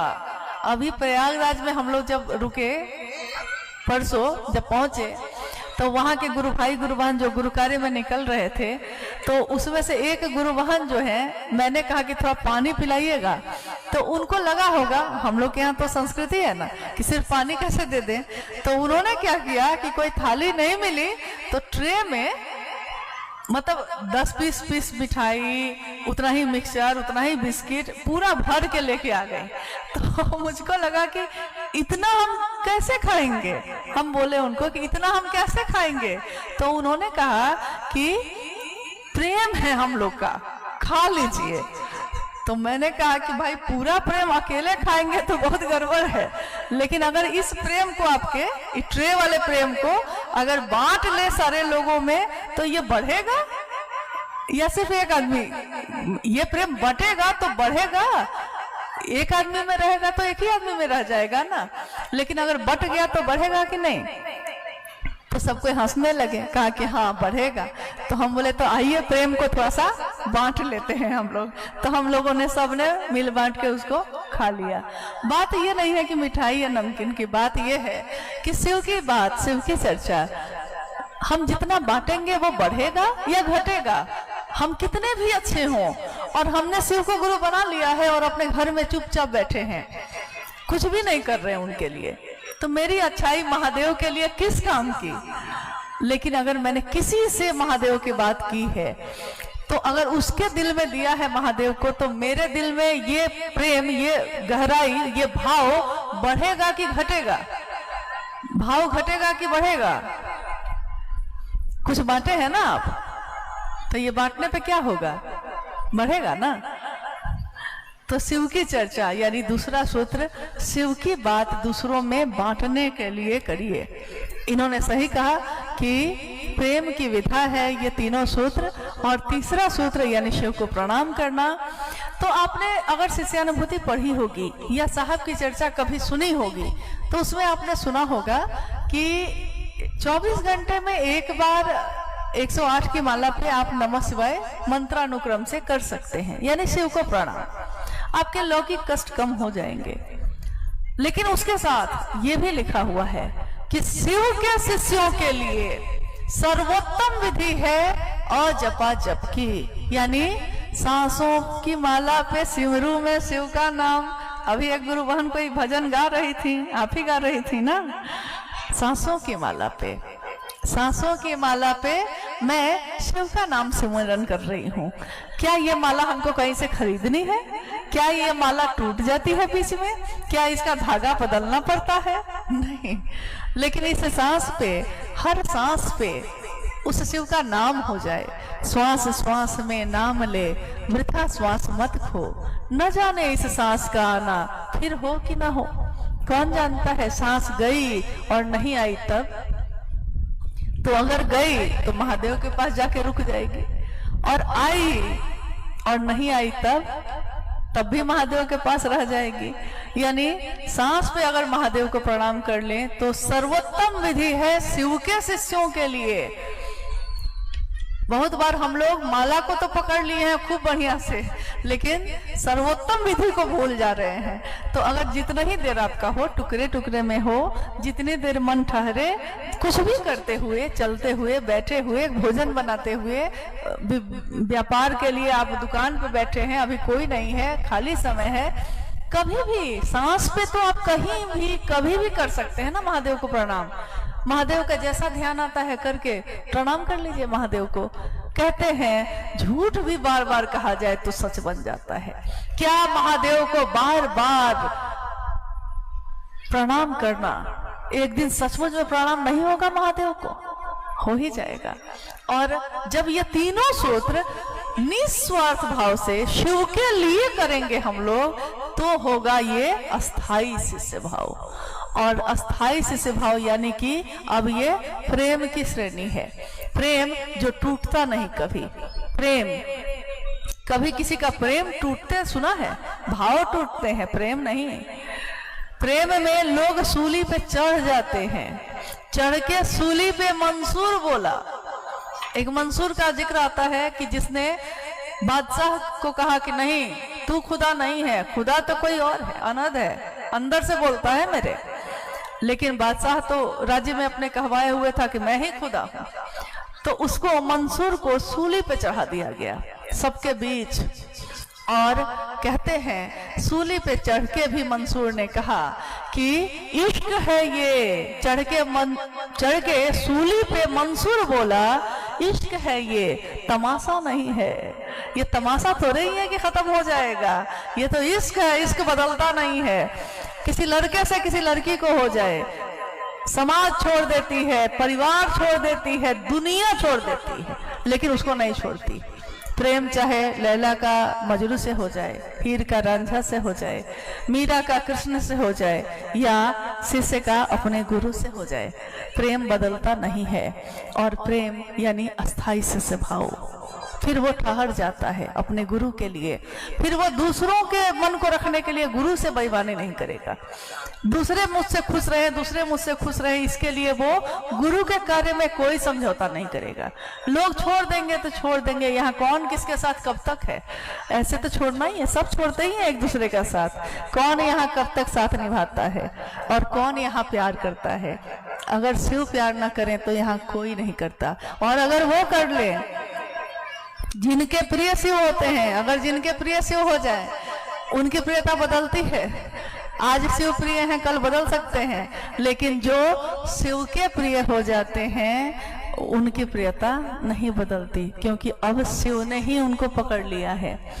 आप मान लीजिए 3 साल से अगर कुछ नहीं कर रहे होंगे, 4 साल से कुछ नहीं कर रहे होंगे, और आज आप यहाँ हैं, इसका अर्थ है कि आप सोए ही नहीं थे कभी। शिव तो जगा ही हुआ था, आप भले बैठे हुए थे, लेकिन महादेव आपके अंदर जगह ना होता तो हम यहाँ क्यों होते, आप यहाँ क्यों होते। इसलिए अस्थाई शिष्य भाव एकमात्र इन तीनों सूत्रों का निर्वहन निस्वार्थ भाव से करना ही गुरु दक्षिणा कहलाती है। अपने गुरु के प्रति कृतज्ञता व्यक्त करने की विधा है। महादेव को गुरु दक्षिणा अगर हम देने चलेंगे, क्या देंगे जिससे वो खुश हो जाएंगे? वो गुरु हैं। अगर शिष्य को दीक्षित किए ये विचार किसी वो मेरे गुरु हैं, ये दीक्षा है, तो हम अपने गुरु को गुरु दक्षिणा में क्या दे सकते हैं? ये संसार भी दे देंगे तो उनके सामने क्या है? इतने बड़े जहाज के, पानी के जहाज पे 5 करोड़ मच्छर भी जाके बैठ जाएं और पूछे कैप्टन से कि कैप्टन साहब आपको कोई दिक्कत नहीं ना है, हम लोग बैठे हैं, तो कैप्टन कहता है कि 5 करोड़ और आ जाओ, हमको कोई दिक्कत नहीं है। तो महादेव को हम कुछ भी दे देंगे, उनके लिए कुछ भी नहीं है। लेकिन एक चीज ऐसी है जो हर रिश्ता मांगता है, चाहे वो लौकिक हो चाहे पारलौकिक, उसमें इसकी मांग होती है, और वो रिश्ता है भाव का। आप किसी के यहाँ चले जाइए, कितने भी अच्छे तरीके से चले जाइए, वो आपका बहुत सुंदर स्वागत करेगा, आपको खूब सुंदर भोजन कराएगा, आपको विदाई देगा, आपको बार बार कहेगा बहुत अच्छा लगा आप आए, लेकिन आपका मन सूक्ष्म है, वो पकड़ लेता है कि इस आदमी के अंदर मेरे लिए भाव नहीं था। इसने भोजन तो कराया है, इसने मेरी व्यवस्था की है, लेकिन सूक्ष्म चीजें आपका मन पकड़ता है, आपको लग जाता है कि होंगे बड़े आदमी, आज के बाद इनके यहाँ हम नहीं आएंगे कभी। क्यों? भाव नहीं दिया। और किसी की झोपड़ी है, 2 रोटी है, लेकिन उसने प्रेम से खिला दिया है, भाव दिया है वहां, तो आप बार बार जाते हैं उसके यहाँ। भाव जब आप मांगते हैं रिश्तों में, तो महादेव के लिए जिस दिन अस्थाई शिष्य भाव हो जाएगा, वो महादेव आपके लिए क्या नहीं करेगा। खैर महादेव तो ऐसे भी करेगा, ऐसे भी करते हैं, वो अहेतु की दया है उनकी। नहीं तो अस्थाई शिष्य भाव हो जाए, इसके लिए तीनों सूत्रों का निस्वार्थ भाव से निर्वहन करने की कोशिश करिएगा।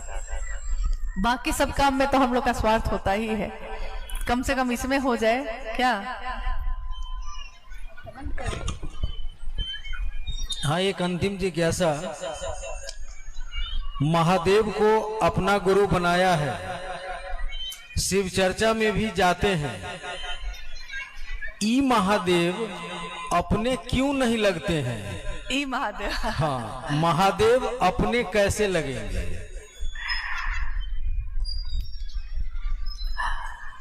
महादेव को गुरु बनाया है और शिव चर्चा में भी जाते हैं। शिव चर्चा में जाने से कोई शिव से हो जाएगा ऐसा नहीं है। शिव की चर्चा में सिर्फ हम चले जाएंगे तो शिव से हो गए, ये नहीं है। हर रिश्ते के लिए हम खुद करते हैं, चाहे जैसा हमको आता है।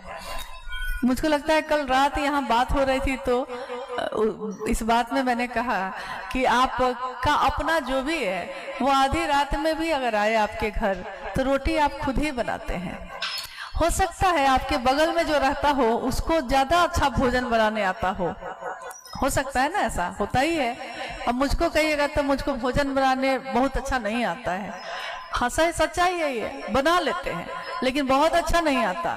लेकिन किसी किसी को बहुत अच्छा आता है तो उसकी खुले दिल से बड़ाई कर देते हैं इतना ही कर देते हैं, इसी में वो खिला देता है, मामला तो हो जाता है ना, काम तो निकल ही गया तो खैर कल हम लोग बात कर रहे थे, मेरा पति है तो हमको जैसी रोटी आती है बनाने हम उसके लिए खुद बनाते हैं, हम पड़ोसी को नहीं बुलाते उसके लिए, नहीं, जैसा आता है हमको। घर कोई बहुत सुंदर सजा के रखता है और कोई एकदम अस्त व्यस्त रखता है, तो आप जाके उसको कहिएगा कि उसको क्यों नहीं बुला लिए अपना घर ठीक करने, तो आप कहिएगा कि मेरा घर है तो हमको जैसे आएगा हम वैसे ठीक करेंगे। आप यही कहते हैं। जिसको भी अपना कह दिया है तो उसके लिए जैसा आता है वैसा हम खुद करने की कोशिश करते हैं। महादेव को बोली में ही सही, आपने क्या कहा, हे शिव आप मेरे गुरु हैं, महादेव आप मेरे गुरु हैं, बोली में ही सही आपने कहा है। तो मेरे गुरु हैं तो उनके लिए जो आएगा जैसा आएगा आप खुद करिए। दया मांगने मन से ही तो मांगना है, मांगिए जैसे आता है। शिव की चर्चा करनी है, कुछ नहीं आता है, आप महादेव से दया मांग के बोलिए तो सही। आपको कैसे पता कि आपको कुछ नहीं आता है? आप बोलते ही नहीं है। कहते हैं कि बोलिएगा तब ना पता चलेगा कि कुछ मिला कि नहीं मिला। नहीं, एक बार मुंबई हम लोग गए तो गुरु भाइयों ने कहा कि एक ताज होटल है, उसके ठीक सामने बग्घी चलती है। तो उस दिन पता नहीं कोई ओकेजन था और दूर दूर तक जो है सवारी बंद हो गई थी, तो लोग बाकी लोगों को पैदल चलना पड़ रहा था और विशेष लोग जो थे वो बग्घी पे जा रहे थे। तो बग्घी बहुत महंगी थी, संभव नहीं है सामान्य आदमी के लिए उसको लेना। 2 मित्र भी जा रहा था उसी में। तो एक मित्र ने कहा कि ये जो जा रहा है सामने बग्घी वाला लोग, ये लोग से हम लोग कहते तो हम लोग को भी नहीं बैठा लेता। तो दूसरा बोला पागल हो, बड़े बड़े लोग हैं, हम लोग को कहाँ बैठाएंगे, कहीं पता नहीं हम लोग को कुछ बोल उल नहीं दे। लेकिन पहले वाला बोलता रहा, एक बार बोल के देखते हैं, एक बार बोल के देखते हैं। और एक जो है पूरे बड़ी बड़ी मूंछों वाले जो बग्घी लेके गुजरे, तो उसने साहस करके कहा कि हाथ ही दिखाया, इशारा किया, रुक गया। तो उसने कहा कि क्या बात है बोलो। तो उसकी मूंछ देख के पहले तो डर गया, लेकिन इसने साहस करके कहा कि भैया हम लोग से अब चला नहीं जा रहा है और सारी सवारी इस रास्ते पे बंद है, बैठा लीजिएगा क्या। और लेकिन मन में सोच लिया था कि बोल तो रहे हैं लेकिन उत्तर पता नहीं क्या मिलेगा, और उत्तर उसको विश्वास नहीं हुआ जो उत्तर मिला।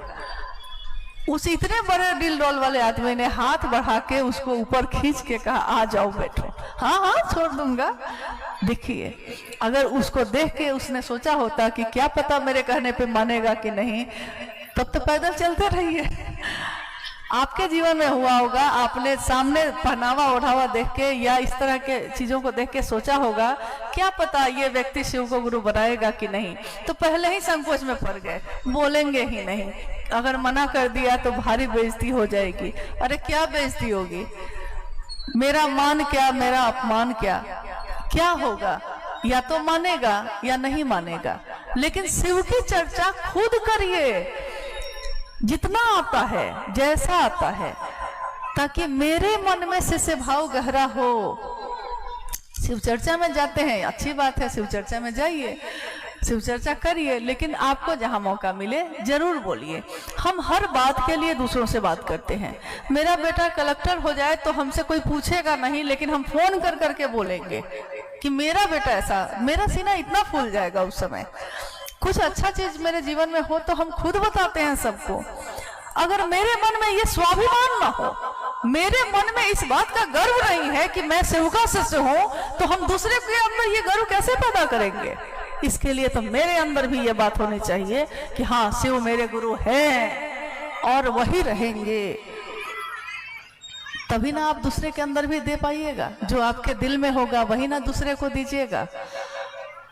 तीनों सूत्रों का निर्वहन भी करिए, लेकिन हमेशा याद रखिएगा मंजिल भगवान शिव स्वयं है, रास्ता शिव शिष्टता का है।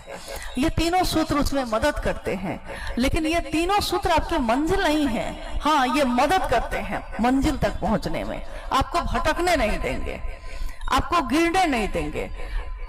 ज्यादातर लोगों में आपने देखा होगा कि गुरु कार्य करते करते कुछ दिनों के बाद अगर भीड़ हो जाती है या लोग भैया दीदी करने लगते हैं, तो उनका मन अहंकार में भर जाता है। लोग कहते हैं कि अरे इतना शिव का काम करता है, वो अहंकारी कैसे हो गया। लेकिन साहब श्री हरिंद्रानंद जी ने स्पष्ट इस बात को कहा। उन्होंने कहा उसी का मन अहंकार से भरता है जो पहला और तीसरा सूत्र नहीं करता है। अगर पहला और तीसरा सूत्र करते हैं हम और दूसरा सूत्र भी करते हैं, तो दूसरे सूत्र के बाद भी हमारा मन संतुलित रहेगा। लेकिन सिर्फ शिव की चर्चा करते हैं और दया नहीं मांगते, प्रणाम नहीं करते महादेव को, तो हमारा मन को उतना ही ये खतरा भी पैदा करता है, क्योंकि हमारे मन को अहंकार से भी भरता है। हम हैं कुछ, इतने लोग हमको जानते हैं, हम इस इलाके के वरिष्ठ गुरु भाई गुरु बहन हैं, लेकिन फिर किसी को आप देखिएगा कि वो झुकता है, सबको प्रणाम करता है, सबसे आग्रह करता है कि आइए गुरु का काम में बढ़िए, आप बढ़िए, हमको खुशी होगी। यानी उसका चरित्र ये बता रहा है, उसका आचरण ये बता रहा है कि उसने तीनों सूत्रों का निर्वहन किया है। तीनों सूत्र आपके मन को संतुलित रखते हैं।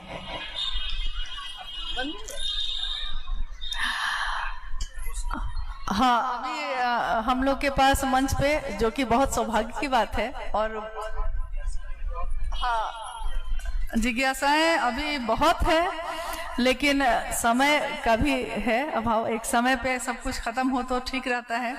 अति तो हर चीज की बुरी होती है, अच्छे से अच्छी चीज भी अति हो जाए तो बुरी हो जाती है।